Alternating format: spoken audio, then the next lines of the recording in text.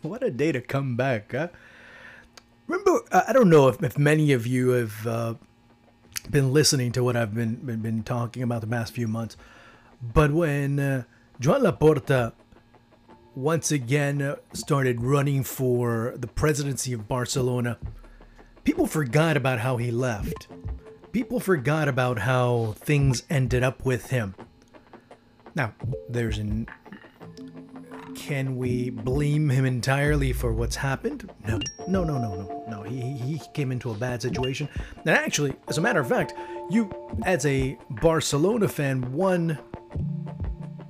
or those that are Barcelona fans, I guess you could say, should be extremely happy that someone like Joan Laporta decided to step in and deal with something that was just, whatever trite expression you want to use, a ticking time bomb, a hot potato, whatever you want to call it, a hot rod, or, hot metal rod, as they say in some cultures.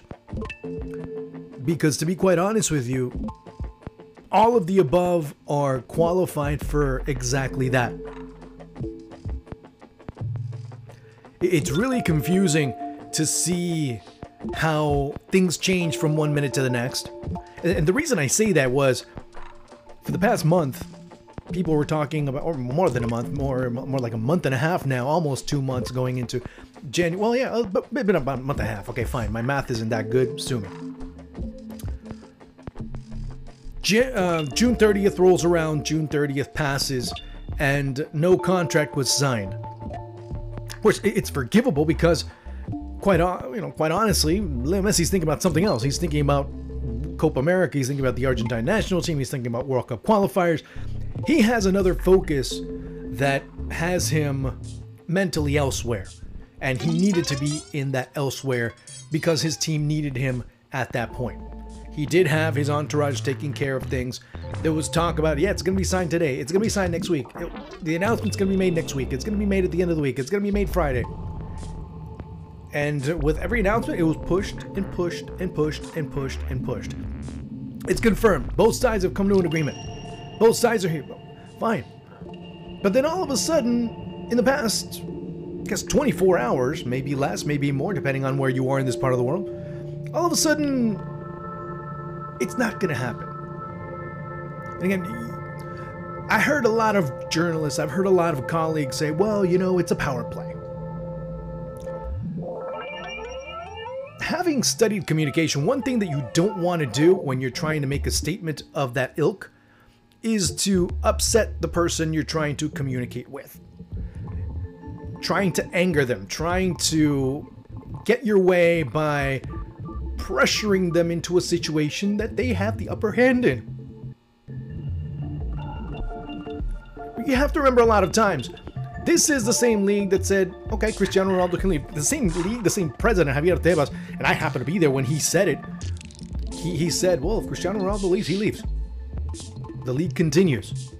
And to a certain extent, you have to be agreeing with Javier Tebas. What's going to happen? Leo Messi leaves, Cristiano Ronaldo leaves, and what? No more Spanish league? No, they're going to have to reinvent themselves and evolve or see where they go. That for sure. So when you look at it from that perspective, it is exactly that ends up making people very frustrated in terms of what this whole odyssey has been, because people have been told Messi's coming back. Messi will return to Barcelona. So much so that he was intent. He said he was coming back. He was intent on coming back. His purpose was to come back. And you hear Raccoon, you hear Radio Catalunya, you hear all the Spanish radio. Messi was intent when he came back from vacation on Wednesday. He was ready to do all the paperwork today, Thursday, to join his team tomorrow, Friday. That didn't happen, and forget if you're Leo Messi or not. If you're just a normal person coming into a job and all of a sudden that happens, it throws you for a loop. I don't care who you are. That's the problem. The way all of this was handled poorly. And if you would have seen the Emerson Real press conference, then you might have started scratching your head a little bit. Maybe it's not as clear and cut as you're thinking, because there's been a lot of words of grandiosity by Joan Laporta. Now, in that aspect, he is at fault, because he was leading a lot of people on down a path that he couldn't promise. But remember, his main campaign promise prior to the elections at Barcelona: I'm going to re-sign Leo Messi. Remember all of the bureaucrats, everything that occurred back in 2020, him not wanting to be at the club, the potential offer from Manchester City, the potential offer from Paris Saint-Germain, all of those things going on. He did not want to be there. Now, of course, Laporta comes in, a person of Messi's confidence comes in, and of course that changes a little bit. How does that look in terms of Laporta coming in and saying, yeah, I will guarantee you that Leo Messi will come back? And it does not happen. For X or Y reason, but it didn't happen. And the fan doesn't care the reasons why it didn't happen. The fans care that it didn't happen, and you didn't make it happen. And that's been the big problem. And again, going back to the whole issue of the power play, how can you do something like that? How can you go and issue a statement? Not only issue the statement, number one, you also put out a tribute video that's almost 7 minutes long. And on top of that, then you put a second statement out going against the agreement that you were in favor of earlier in the day. That makes sense to you? Does that make sense to you in any way, shape, or form? I say this because earlier in the day and yesterday, everybody was in favor. Oh yeah, great injection of money, 2.7 billion euros coming in, and yeah, we need that money. And now all of a sudden, no, Real Madrid. And it's such a coincidence that Real Madrid, almost at the same time as they send a statement out, as Barcelona sends out the statement saying Messi's no longer with the team, Real Madrid comes out and puts out a statement too saying that they're against it. Then you start to say, there's something wrong here. Something doesn't quite fit. 2 and 2 is equaling 5. Why? Yeah, and of course, the power play argument does have some merit if you look at it from that perspective. But how much merit? How much merit can we give them when you do something like that? Because you're basically, one thing we can all agree, it is a drastic move. And if it doesn't work, it's going to work out very badly. And it's going to hinder you for a long time. If this power play works, or whatever it's called, or whatever you want to look at it as, it is a stroke of genius. And Joan Laporta shouldn't be president of Barcelona. He should be president of the world with that type of ballsy diplomacy, if you want to call it that. If it works out. It doesn't look like it, because everything you hear from people that are close to Messi, everything you hear in every single report, point of no return, impossible, improbable, very difficult, nearly impossible. Because, mind you, it's such a unique situation where you're trying to fit in a $75 million a year contract into a situation where you have to fit them into a salary cap, basically. And this was a long time coming, folks. Let's not be foolish. Let's not be stupid. Let's not be, because it benefits my team, then I'll kind of ignore it, put it on the side. It's been bound to happen for years, because Barcelona and Real Madrid were the ones that are getting away with everything. Of course, now we can say, Manchester City. Yeah, I say Manchester City throws money at their problems, or at their shortcomings, if you want to call it that. Well, we didn't win the Champions League. Let's spend another 400 million to see if we can win it next year. Same thing with PSG. Same thing with all those big clubs with big pockets. Barcelona, Real Madrid are a different reality. Well, I shouldn't say post-pandemic, because we're still in it. At least here in Florida, there was over 20,000 cases today. But it's a different reality. These teams were completely, or especially Barcelona, was completely just decimated by the pandemic. I mean, the players that they've been able to get have been through free transfers.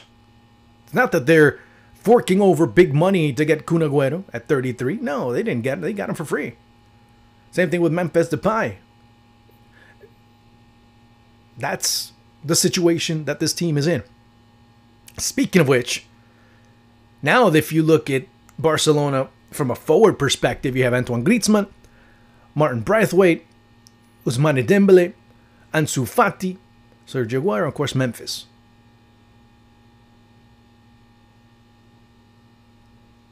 It's could be formidable, sure, why not? But it doesn't strike fear into the hearts of many because of one name. Going forward, yeah, they look like they can score a few goals here and there. But their big problem is still defensively. Their big problem is still in the middle. Their big problem is that you don't have the guy that pretty much was the leader in assists the past God knows how many years. That's the big problem there. And it's not only the goals that are being scored, it's the goals that need to be created. How's that going to work out? But of course, what I say on the pitch is quite obvious. The fact that Barcelona still haven't been able to get a Felipe Coutinho, of Antoine Griezmann, of Ousmane Dembele, of Martin Braithwaite. I'm thinking, Samuel Umtiti. Again, I'm talking off the top of my head right now. Miralem Pjanic as well. Those types of players, none of them have been able to be sold. Those salaries still count. That money still, counted towards. And they haven't been able to sell any of them. So there's not much of an option for Barcelona at this stage of the game. And that's the big problem for Joan Laporta. He knows that. He understands that. And he sees that reality is pretty much the big one that is going to harm Barcelona now if Messi doesn't come. If Messi, for some reason, is not going to come. And we already know that is a concrete possibility, or probability now, or likelihood, or reality, I guess we could say. Then what do we do? Somewhere in Madrid, Cholo Simeone must be laughing his ass off right now. But at the same time, he knows that the onus is on him. Oh, if there's a person that does not like being the favorite, it's Diego Simeone. And right now, by default, Atleti are the team that you can just say, hey, you know what, just start getting the haircut and everything else because the season's going to be pretty much academic. It's just going to be a formality, at least in the minds of many. I know I'm exaggerating saying it's a formality, but let's be quite honest with the whole situation here. That Atletico Madrid is the prohibited favorite to win, yet again, the league title. But that's not the big problem. The problem is what happens outside of Spain. What happens in the Champions League? What happens there? You start seeing that La Liga was the league that was pretty much face-to-face, head-to-head, and actually pounding the Premier League in head-to-head competition when you looked at every single tournament that was going on. What was it? Since 2000, even going into 2020, I think La Liga, out of the 40, I'm talking about between UEFA / Europa League and the Champions League, La Liga had won half the titles. That's not going to happen anymore. There's a different reality now, whether you like it or not, whether I like it or not too. So where do we end up here? We end up seeing that these big teams were inflated, and when things were going well economically, they just didn't know how to handle things. They ended up throwing and spending money in an unnecessary manner. And again, like I said, the transfers like Griezmann, like Dembele, those types of transfers that came in, and many, Denis Suarez, and you start looking at Paco Alcácer. Keep naming them. You keep naming them and naming them and naming them and naming them, and you see exactly what I'm talking about. Well, Coutinho, who's one of them. Another one.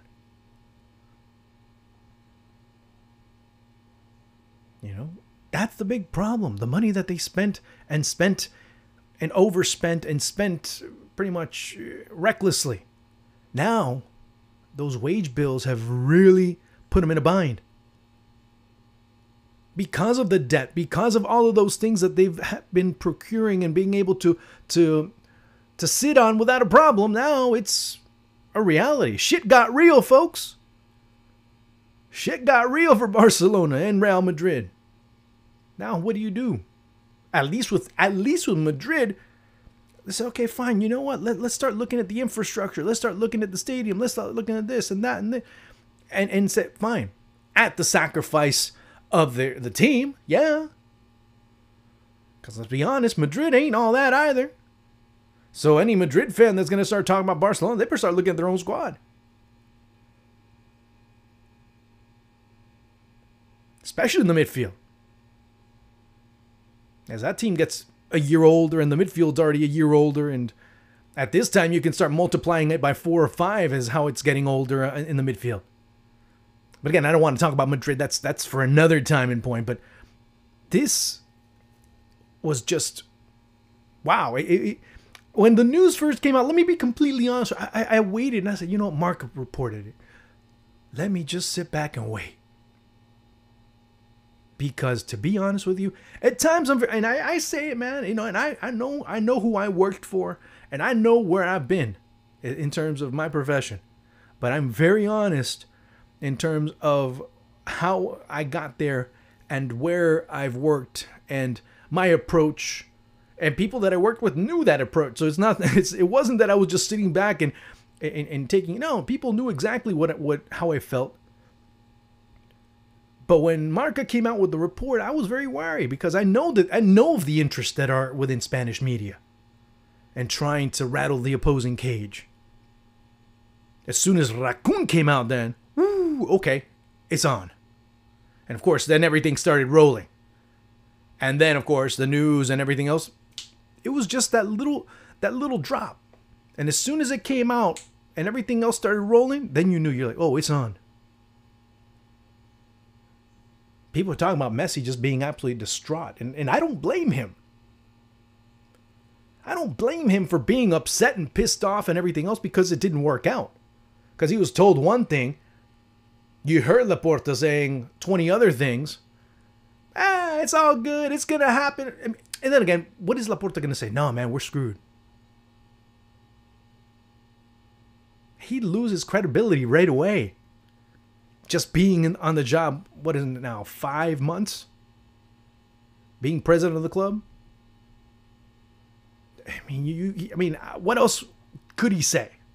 Yeah, but the other issues, and it would have been interesting. Hey, if this happens, then we're gonna have a problem. If you're given everything, and of course, as a president, and when you're trying to communicate an idea, then you end up kind of exposing yourself. You can only communicate a certain amount of things. You can't go and be too communicative because of that. Because you end up getting buried one way or another. If you express in vague details, you're screwed. If you go and are very detailed in what you express, that too. So I understand the situation that Joan Laporta went through. But then again, the fact that they're saying that there are certain players that didn't even know what was going on, that there are players that even thought that, hey, you know, he's as good as gone. Or is he coming back, or is he not coming back? So if all of this is happening within the club, what the hell is going on? That was the big question that I had after reading all this.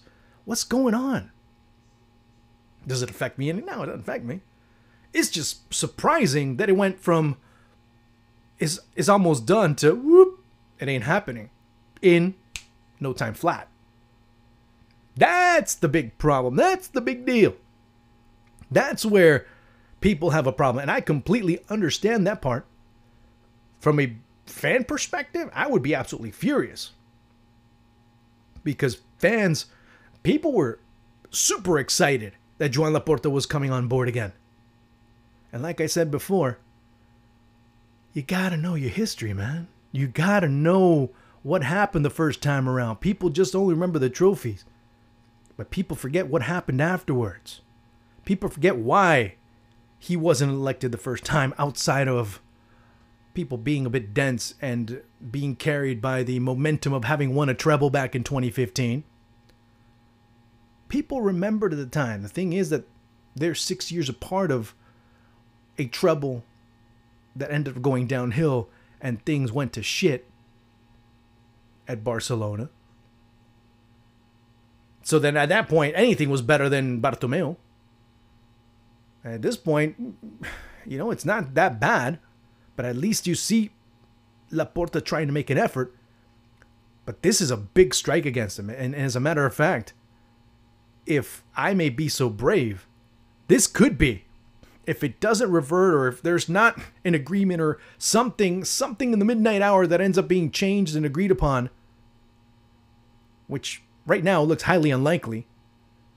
If this ends up being the way it is right now, this is the beginning of the end for Joan Laporta.